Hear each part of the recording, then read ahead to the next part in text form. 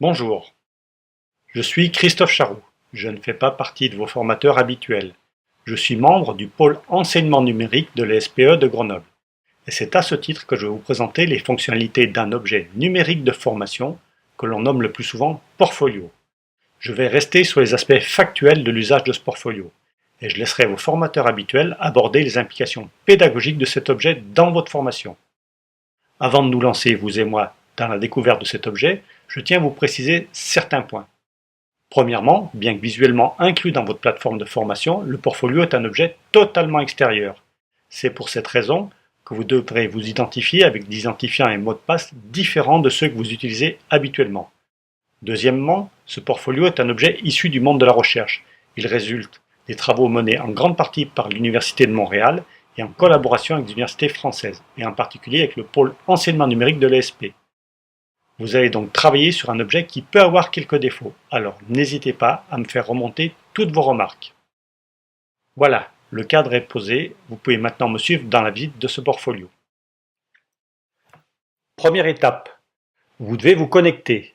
Vous avez pour cela reçu individuellement un identifiant et un mot de passe. Il vous suffit de les saisir dans les champs appropriés.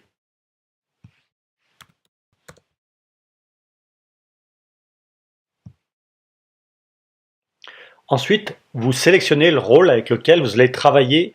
Pour vous, il s'agit du rôle étudiant. Vous arrivez ensuite sur votre portfolio.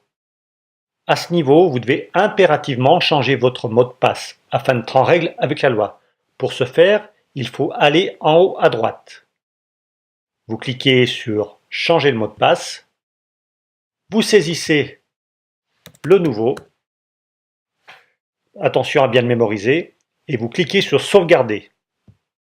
Le mot de passe a bien été changé. Rentrons maintenant dans le vif du sujet. Vous trouvez ici un portfolio à votre nom. Vous cliquez dessus.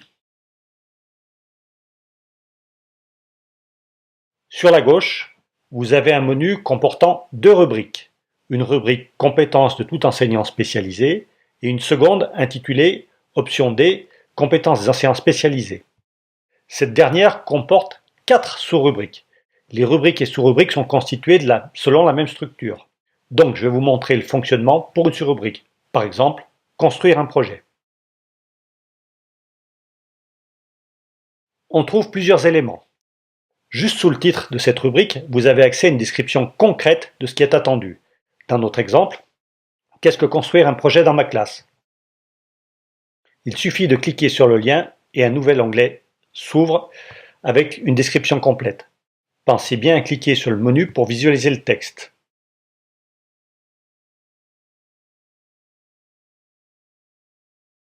Je reviens à la sous-rubrique Construire un projet. On trouve un ensemble d'items que vous devez renseigner. Soit via un champ texte, comme dans cet exemple, où vous allez décrire. N'oubliez pas de survoler les icônes d'information, ce petit i, pour avoir plus de précision.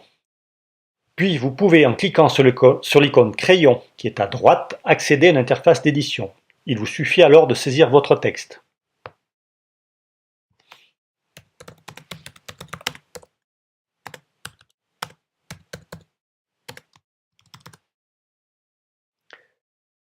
Vous cliquez sur Sauvegarder et vous pouvez visualiser le résultat. Bien évidemment, vous pouvez modifier le texte saisi en recliquant sur cette icône crayon et accéder à nouveau à l'éditeur.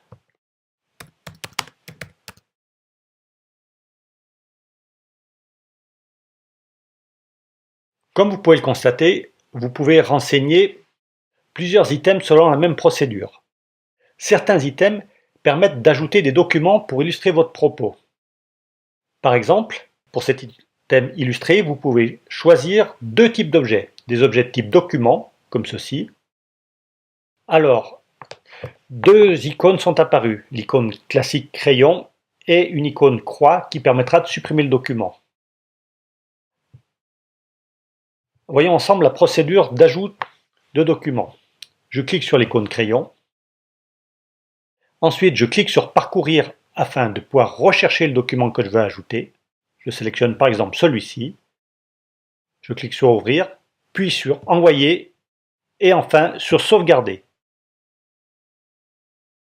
Vous pouvez constater que le document est apparu. Je peux rajouter un deuxième document toujours selon la même procédure. Je clique ici « Ajouter un document ». J'ai le petit crayon qui me permet de sélectionner par exemple une image, de l'envoyer et la sauvegarder.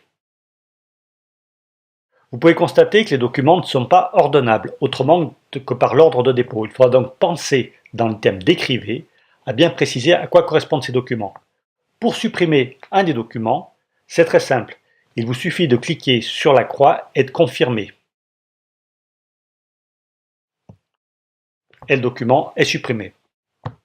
Vous pouvez aussi, pour cet item, rajouter une vidéo, toujours avec la même procédure. Je choisis d'ajouter une vidéo. Et pour choisir la vidéo, comme d'habitude, je vais utiliser l'icône crayon. Les formats lisibles par le lecteur embarqué sont indiqués ici, MP4, OGG, WebM, FLV. Ce portfolio est personnel. Vous seul avez la main pour éditer les items qui possèdent l'icône crayon. En revanche, tout ce que vous faites sera visible par vos formateurs et conseillers pédagogiques. Vous remarquerez enfin que vous n'avez pas la possibilité d'éditer le dernier item. L'édition pour cet item est réservée aux formateurs et aux conseillers pédagogiques. Vous pourrez seulement voir leurs commentaires. Alors bien évidemment, la structure que je vous ai présentée est identique dans les 4 sous-rubriques de l'option D et dans la rubrique compétences de tout enseignant spécialisé. Voilà pour la visite de ce portfolio. Faites-en bon usage pour votre formation. Bon travail.